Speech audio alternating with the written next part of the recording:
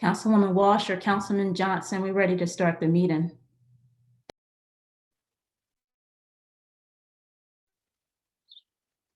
Okay, is Councilwoman Walsh there? Okay, we are live and Councilwoman Walsh is here as well. Yes. Are you giving a countdown or we're starting? We're starting now. Okay. Good afternoon, everyone. This is a meeting of the Wilmington City Council Public Safety Committee. It's actually a virtual meeting.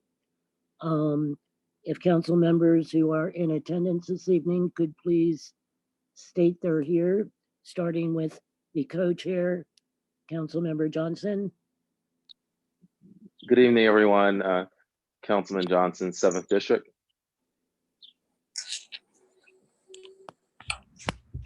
Good evening, Bud Friel, 8th District. Hi, this is Councilwoman Yolanda McCoy, 6th District. Michelle Hurley, representing the 4th District. Hanifa Shabazz, President, City Council. Ciro Adams, Member at Large. I'd like to thank you all for coming, along with members of the Mayor's Office and the Wilmington Police Department, who are the cause for this hearing today. We have two resolutions to discuss. Resolutions also do not need a vote, but we do look at them ahead of hand before presented to a full council. Good afternoon, Chief. Good afternoon, Madam Chair.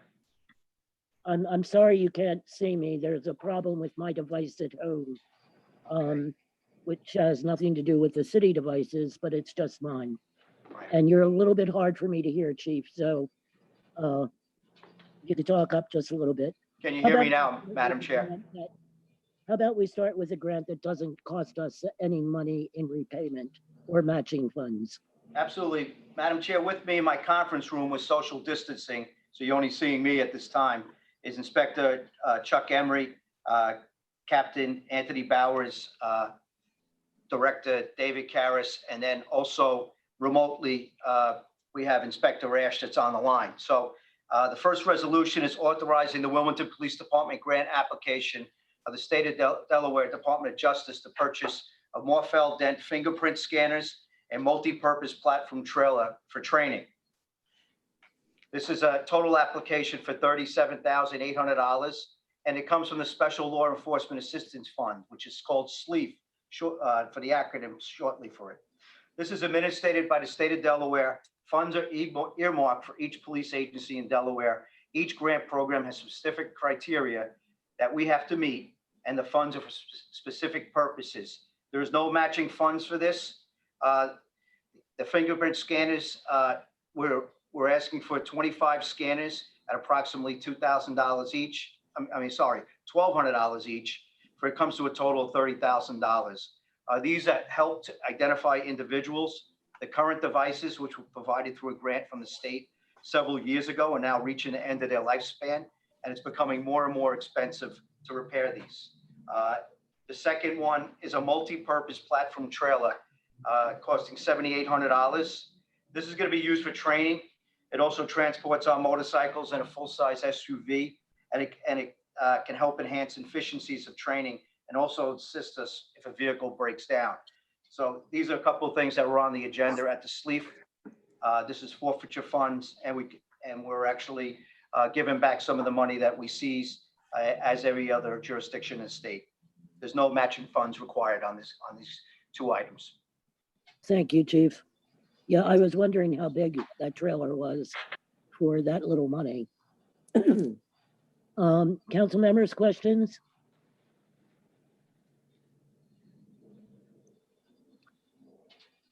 Seeing no questions from council members, does any member of the public have any questions?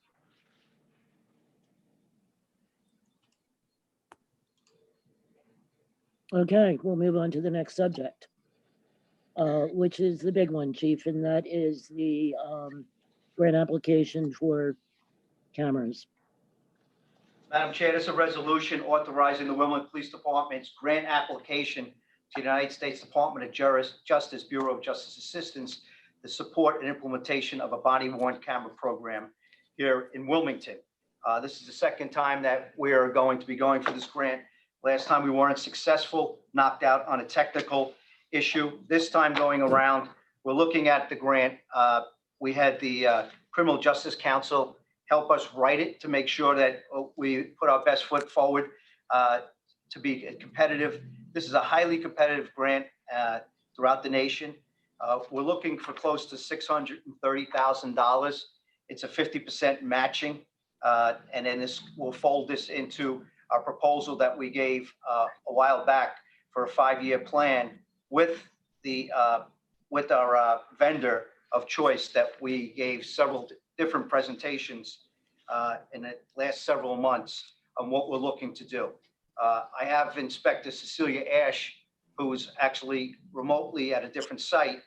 She's actually helped write this grant. So if there's any specific questions on this, I can start to answer it. Now, I may defer to Inspector Ash, if that's okay with you, Madam Chair. It is, and I have a couple questions myself. I thought it was interesting that we didn't have any figures in this grant as to A, what the top number was that we were applying for, and B, how it would be spread over for 3 years and what our estimated cost would be each year. Just because this is a contribution grant, we have to pay 50% towards this grant. Is that correct? Absolutely, Madam Chair. And one of the things is that, something that's always remained the same. There comes a personnel cost to this to make sure we administer this properly with best practices. So that's not covered by the grant. It's only equipment costs, which they'll partially cover and up to a certain amount per officer in our department. And we put in the grant for 315 officers. The reason we didn't have a full amount is we weren't sure exactly. We were anticipating this grant to come out. We wanted to get ahead of it. So we wanted to put a resolution together, at least to have this conversation today, to go into the details. And we have submitted for this grant as of Monday. So we have a better idea of exactly what type of money. But to put this resolution in, I wanted to make sure before the council. So we didn't have approximate numbers. So we do have them now. And that's why we can go into what the amount would be, $630,000 with a 50% matching. So is the resolution going to be changed before the council meeting to add the numbers, or will that have to be added during the explanation of what the grant is? I'm sorry. Yeah. Madam Chair, I would defer to you on this.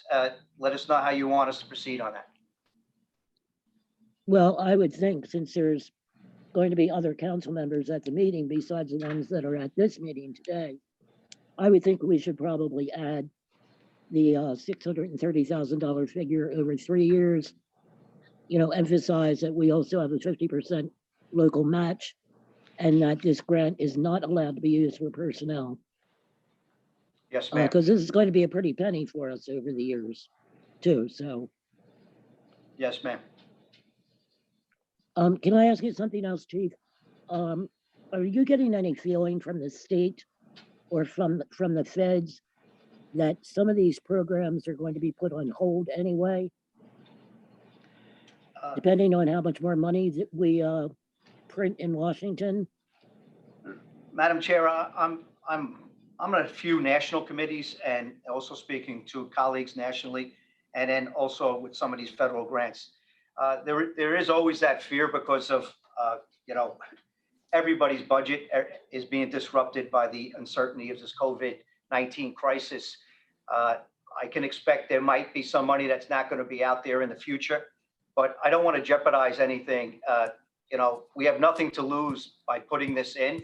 You know, they can say no, or the money dries up, or we could be, if the money doesn't, at least we're in it. And that's what I'd like to do with any of these grants. I can anticipate that maybe they won't be awarding any, but if we don't apply and put the time in applying, then we know we'll never get it. And I kind of want to err on that side, but you're absolutely right. I do hear things like that, but nothing substantiated. So I think everybody's trying to anticipate and or try to project or forecast how we're going to come out of this crisis. And I be quite honest, I don't think anybody really has the answer. Sure. Council members, are there any questions? I do, Madam Chair. Council President? Yes, thank you.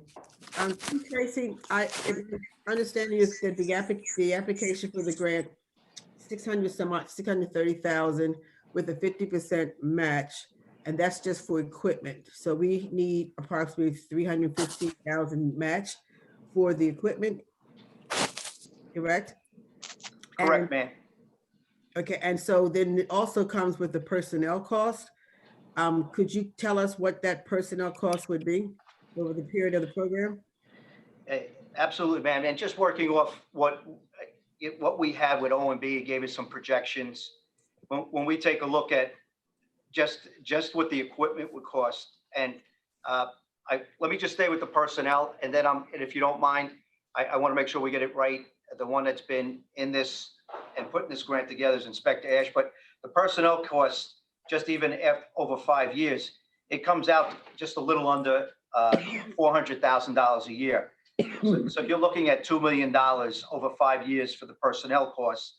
And then I'm looking probably at 1.9 on equipment. And then if you take out what we would get from the grant, it brings it down to 1.3. But let me just please defer to Inspector Ash, and she can go into some of the details to make sure that I get this right. Inspector Ash, could you please comment on this? Yes, sir, you're accurate. The equipment costs over the course of the 5-year contract period with the selected vendor would be approximately about $1.9 million. And the council president is correct in the matching funds of the 50% of the 630. And your projections also, Chief, are accurate for the personnel costs and the fact that the personnel costs are not covered by federal funds. The only funds that are covered is the cost of a camera, and on the low end is about $2,000 per officer. So all those numbers are accurate, sir. Can I ask other Inspector Ash also, I understand there is some other technical recording costs, or maintaining and reviewing of the videos. So is that where is that included in the budget of this? So we got equipment costs, and now we have personnel costs. What about the operations and storage and all those other things that go with it? Yes, and so in reference to that, that's why we've selected the vendor that we have, is because it's what they would refer to as a bundled package, which means that this would be a cloud-based system. So when you're looking at costs and storage, it's the most efficient, and it's operationally sound to have it as cloud-based. And the company and the vendor that we are looking at allows us to bundle that, so it's a one-time fee. So when we're looking at these numbers, they're true and accurate as far as the cost, because it includes equipment and bundling for storage. Federal funds will not cover storage costs. So that's another reason why it's important to select a vendor that gives us the ability to do a bundle package, which the federal government will cover. Oh, okay, so they will cover the cost. We got it all in one. There is no other cost for the bundling. Am I correct? That's what you're saying, because our vendor you selected includes a bundling in it, and that because it's bundled, the grant will cover that cost. That's accurate, ma'am. But the other thing to think of, and Chief Tracy often speaks to this, is the redaction. There may be some costs associated with redacting video to make it court ready or for other purposes to protect other people's interests, such as, reviewing privacy laws and things like that. But those are the things that are beneficial about this grant, is it'll allow us to work with the federal government on what are the national best practices that we can do with the implementation of this type of camera program. Okay, one last question, Madam Chair, if I may. Yes, Council President. The personnel costs, how many officers does that include? We would be increasing our authorized force for these additional police officers to cover this program. I'll answer that. Council President, yes, and this has always been part of our original proposal since last year. It would be 1 sergeant and 3 police officers to administer this program, which is in line with a lot of best practices. Actually, it's a little less than some other departments, somewhat of our size, are just a little bit bigger. But we find that these are going to be full-time jobs as far as maintaining, downloading, getting things ready for FOIA requests, defense attorneys, prosecutors, and court purposes. So, and then we want to have the continuity and consistency of the training, where other departments didn't figure and put this in, and they're pulling officers and supervisors off the street. They're not getting continuity, and they're having issues with some of these things that I just mentioned, because they didn't plan ahead, and they tried to take shortcuts, which is right now they're trying to come back to the table to fix that. So we wanted to make sure that if we were going to go forward with this, I wanted to make sure we put the best plan forward.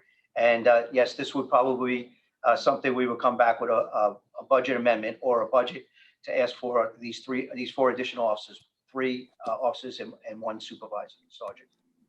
And just to sum up, this camera program, inclusive of all of its costs, our matching grants, costs of personnel, and other important components over a 5-year period would cost us $2.5 million. Council President, when you start to do the math and you add up some of the totals, I'm coming out and back of the envelope, because but I'm trying to stay within some of the percentages of the cost. As we were talking about 1.95 for equipment, and then we're talking just close to 2 million for the offices for 5 years. I think it would come closer to the 4 million minus the 630,000. So it'd be about 3.3 million. That would be 3.3 million over the course of 5 years. And then the other thing that the inspector and I and the rest of the team took a look at why we chose this vendor. They're also, if we damage one or it ages out, they will, and within the 5 years, they'll start to replenish these to make sure that, and then if any new model starts to come out, they'll start to replenish them to make sure that we're at the cutting edge of technology on any of the improvements. Is that correct, Inspector Ash? That's correct. The way the contract would be written is it's a 5-year contract. At year 3, we would receive all brand new equipment, because just like with any technology, it gets outdated very quickly. So in year 3, we would receive brand new equipment at no cost. And then a lot of times vendors do this, year 5, we would also receive brand new equipment. And that's almost the best way to phrase it is like a teaser to get you to sign another 5-year contract with them. But we would get brand new equipment almost every 2 years. Thank you, Madam Chair. Thank you, Councilmember McCoy. Thank you, Madam Chair. So basically I wanted to go back to the personnel. So the last time we actually had this conversation, I do remember hearing 3 officers, but I believe it was actually 1 sergeant and 2 other officers. Why are we now adding another police officer? That's the first question. The other question is, wanted to find out whether or not we still needed officers because of the fact that we actually have a civilian, a former officer working for us, like I guess with cold cases. Like, did we ever look at that avenue as well? So I'm just trying to find out, these questions on trying to get this personnel number down. I'll answer the first one, and then the civilian part, if you don't mind, Madam Chair, I'm going to defer to Inspector Ash. But even from our presentation back in May of 2019, that everybody received this packet, the costs have always been 1 sergeant and 3 police officers. Councilwoman, it's never changed. We've always kept it at that, going back to May of 2019. So 1 year ago, when we gave this out, we were doing this presentation, and about a year ago, actually, equal to a year ago. It's always been 1 sergeant and 3 police officers.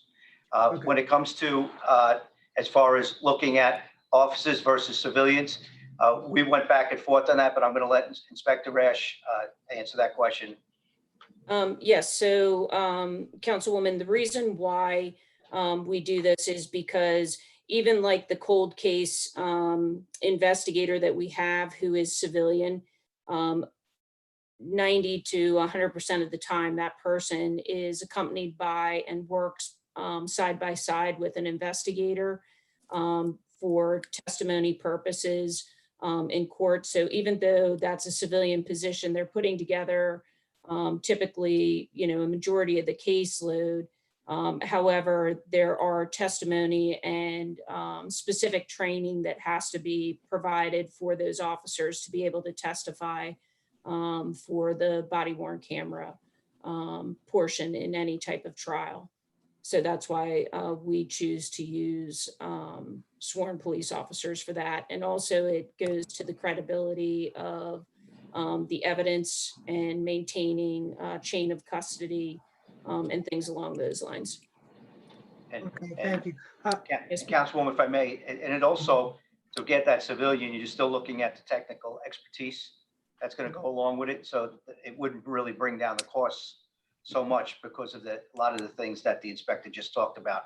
And the way we want to have that expertise, the chain of custody, and the person that's going to be able to do that job and get this over to the courts, get it over to the requesting areas of defense attorneys, prosecutors, and FOIA requests. So I don't know how much that would reduce the cost. We did look at it. We looked at other places with civilians. The cost was somewhat the same. Okay. Madam Chair, I had another question. Yes, council member. Okay, thank you. So my last question is basically this. When we had proposed taking the funds from our surplus to make certain that our police had body cameras, it was basically told to us through letter that it was there was some opposition because it needed to go through the union. Have you gotten any of this cleared up yet? Before now that we're ready to go ahead and put the grant through, has this already been taken care of? Well, the grant is going to be put through. Once again, just to manage expectations of the question that Madam Chair asked. We're putting this through, wholly believing that we'll have a very good opportunity of getting this because of the things that we've put in it, and hopefully will be chosen. But we probably wouldn't be announced till towards the end of the year. When it comes to we were in the middle of union negotiations and long-term union negotiations with the rank and file and the FOP. That right now is still being conducted, and heading those discussions is the Director of Human Resources, Charlotte Barnes, will be spearheading that and taking a look with the union to make sure that we're in a good place that we can move forward with this. So we have a little bit of time, but it's something that's still being negotiated with the union and talked about. But I don't see it being that much of an issue because it hasn't been in other places. But we have a little bit of time to do that, and I'm sure we'll get there. Okay. Thank you, Chief. Thank you. Thank you, council member. Chief and Inspector. Excuse me. I guess I'm just a little confused over something here. This is a 3-year grant, but we're signing a 5-year contract with a vendor. So we're splitting the money for 5 years instead of 3, but we're only dealing with the feds for 3 years. Chief, if- Koresh? Yeah. so the contract is for 5 years. What the federal government will cover is the equipment costs. And what you will see is with the grant, we have to submit a financial breakdown of that grant. And what ends up happening is really, in essence, the federal government pays a majority of those funds up front because they are equipment costs to be able to outfit the entire department.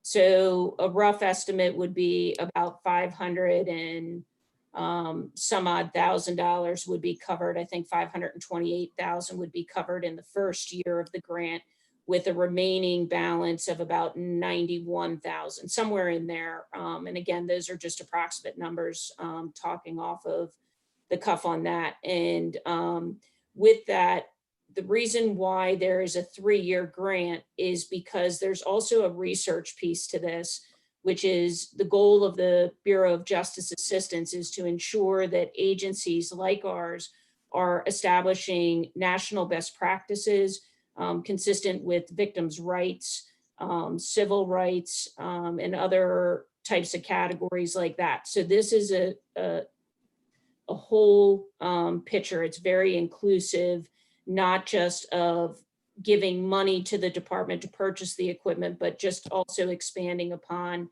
how we are deploying those and how it affects different parts of the agency. So there's also a research component to it, and that's why you see that the grant goes for 3 years, but most of the funding is upfront because it's just for equipment costs.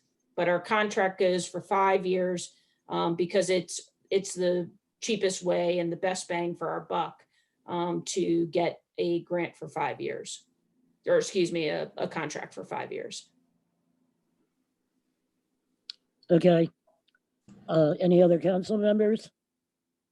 Yes, Chairwoman, this is Chris Johnson here.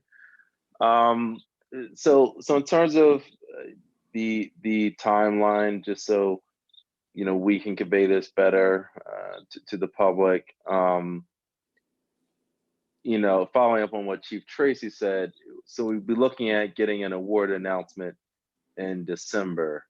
So best case scenario, when would you be looking at a program getting it up and running? Well, Councilman Johnson, if we're awarded, we would come back with the award, come back to the council, and then look about a timeline and a budget amendment to see if this is the place we're going to go, whether we're going to accept the grant and move forward and put a timeline together. We've discussed once we're awarded the grant and we're able to move forward with the approval of the budget amendment of all the money, because it's not going to cover all the costs. We move forward. We had a timeline in the last one, but I'm going to let Inspector Ash talk about it because she had to talk about it in the grant as far as rolling out a timeline. Should we be awarded the grant and accept the grant? Inspector Ash?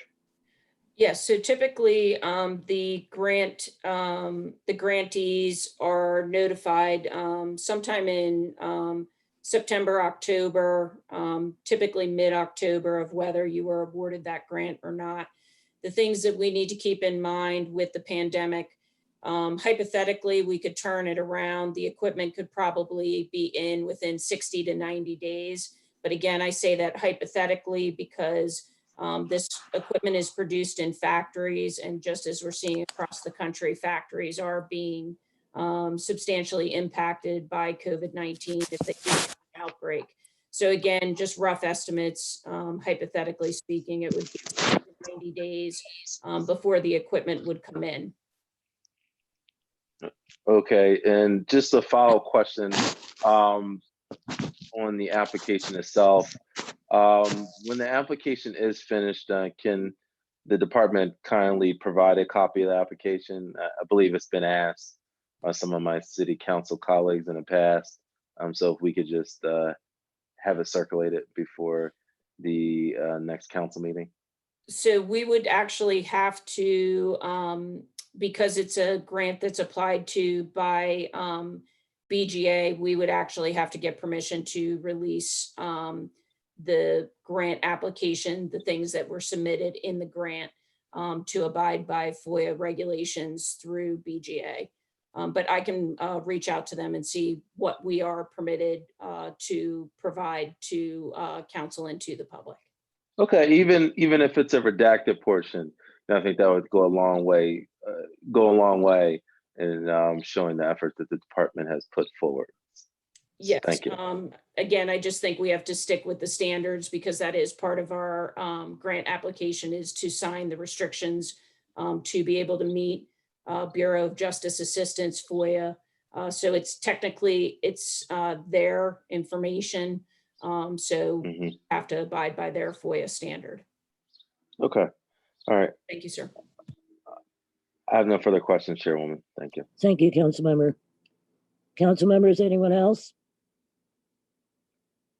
Seeing no other hands up, does anyone from the public wish to say something?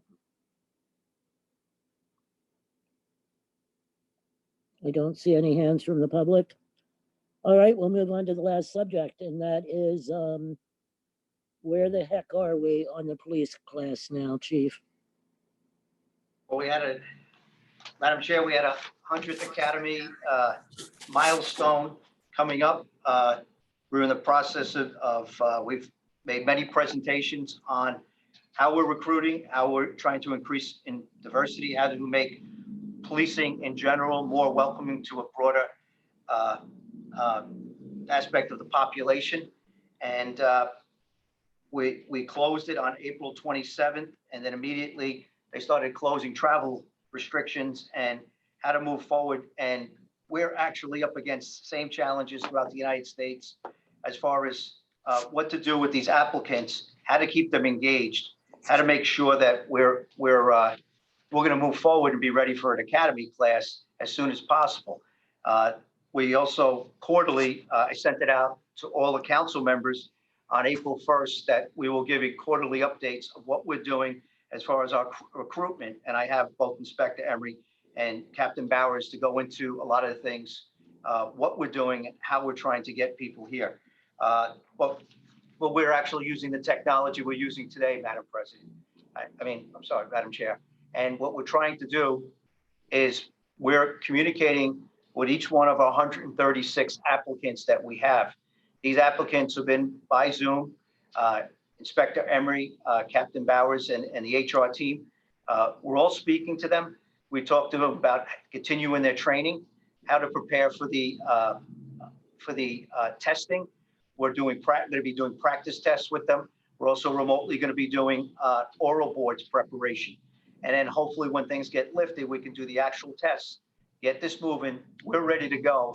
We just have to wait for the state to be open. And we got to make sure that we're doing the proper things as far as honoring how people can come in to take these tests for the integrity of the testing. But in the meantime, we're doing practice tests and we're communicating every week. And I'm actually giving a Zoom meeting once a week with all the applicants and answer any questions they might have to keep them engaged to become a Wilmington police officer. Fear right now, Chief, is, and it depends on the last person you spoke to with some of that stuff, that if in fact this is the kind of lull before the storm, if this follows in any way some past viruses that we've had, we're going to have a calm period, and then all hell's going to break loose again.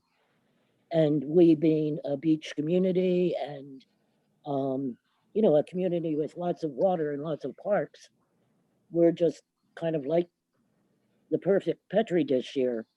So far, the governor's been able to keep a pretty good lid on it. But if in fact we do have another burst of cases, that pushes you back even further. And that pushes an enormous amount of pressure on you and your troops. And I just wonder if we're prepared, or you're prepared, because we don't have to do anything, but you're prepared to start the physical part of their training as soon as we get the go that they're allowed to get involved in all that. Yes, absolutely, ma'am. And listen, we've been looking at even if we, perfect world, if we got a class in tomorrow, we're not graduating until December. So even during this, we're going to be through this anyway. And then we have to make contingency plans within our own department to keep our officers safe, proper equipment with the PPEs, making sure that our cars are clean, make sure our building's been wiped down 2 to 3 times a day, make sure our officers are educated in proper hygiene, not only when they're here at work. You know, I try to make sure we talk to our officers each and every day at the roll calls. I probably came into work about 38 days straight to talk to roll calls to make sure that they know we're with them. We have their back. We're going to get them the equipment, and we're going to make sure that they have to keep themselves safe, because in policing, Madam Chair, you know, certainly you come to work, there's inherent risk as a police officer. We all know that coming into this profession. You put a vest on, you carry a gun, and then, you know, your blood pressure goes up a little bit for your whole tour. You take that off and then you relax. Well, this is in the community. So this threat just isn't when you're working.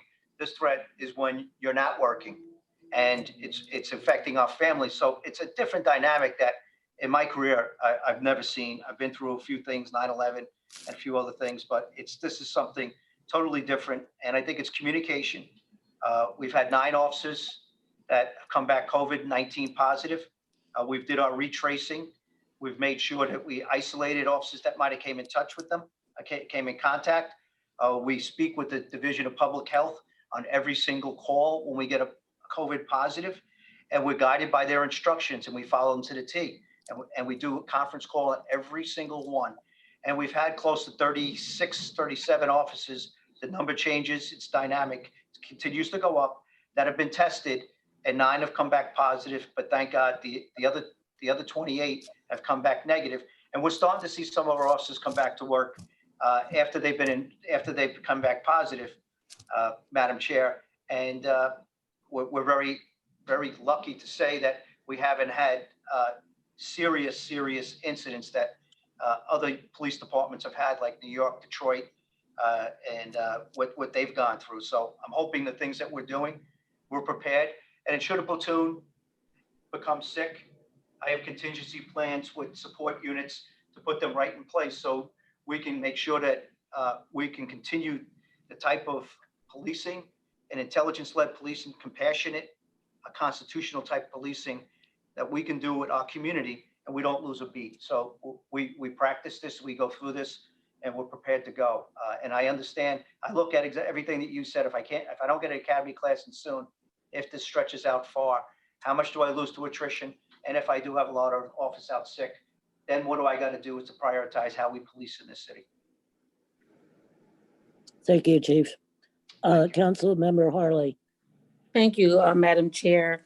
First, I want to say to the chief that thank you for that great update, and it's wonderful to hear that you have a contingency plan, which is very important, because as we know, a lot of this is very unknown and uncharted territory. So thanks for that update.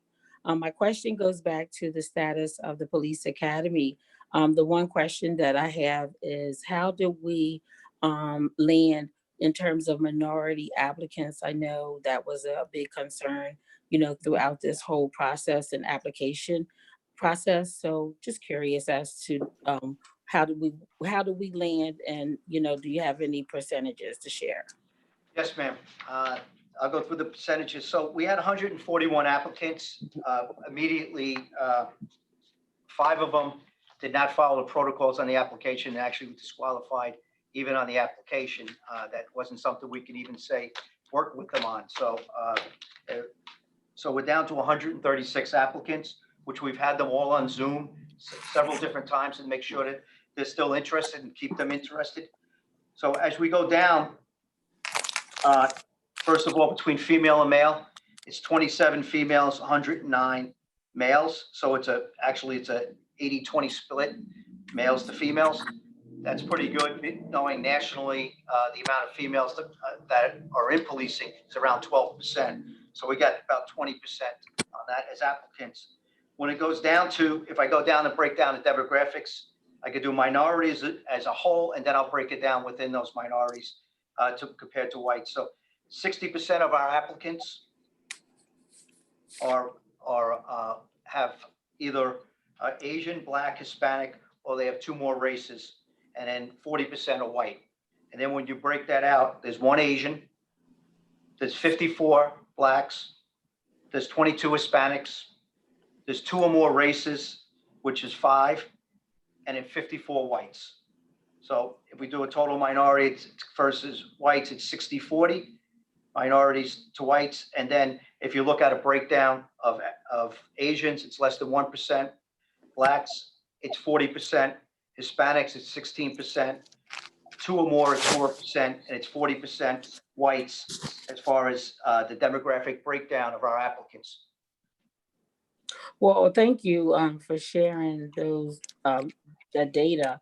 It sounds like that the effort that was put forth to attract and to get applicants, minorities, and people of color, as you have shared here, that's pretty much what the 60% represents people of color, and then you shared 54 Blacks, and you shared 27 females. So I think, those numbers sound really good. So thank you for the effort that was put forth to honor the request. That's all I have. Well, thank you, Councilwoman, and I really want to thank the effort of Inspector Emery, Captain Counts, Captain Bowers, the rest of the team, David Karras, and the rest of the recruiting team. If you look through our last quarterly report on April 1st, it's also up on our website if anybody wants to bring it down and take a look at it. I sent this out on April 1st to all the council members by email. You can look through all the efforts and what we're doing and trying to learn new ways to bring people into this profession, because you know what, I'm a little biased, but there's no profession in the world like this. And, it's a calling. It's a lifestyle, and it's probably one of the most rewarding things you can do in life to help other people. Thank you for sharing. Thank you, council member. Any other council members? Seeing none, is there anyone from the public who would like to speak? Well, I believe that's that. Chief and everyone who participated in this, I thank you for your time and patience with me. Just stay safe on the streets and make sure those guys and gals wear their masks, Chief. Absolutely, They're Madam. role models, whether they want to be or not, you know that. So people on the street that see them without one, well, hey, they're the ones who are telling us what we're supposed to do. So let's just make sure that we all wear them when we're out. Okay, hearing that, do I hear a motion to adjourn? So moved. So move. Second. Thank you. Goodbye, everyone. Stay safe. Thank you. Be safe, everyone. Be safe. Bye-bye.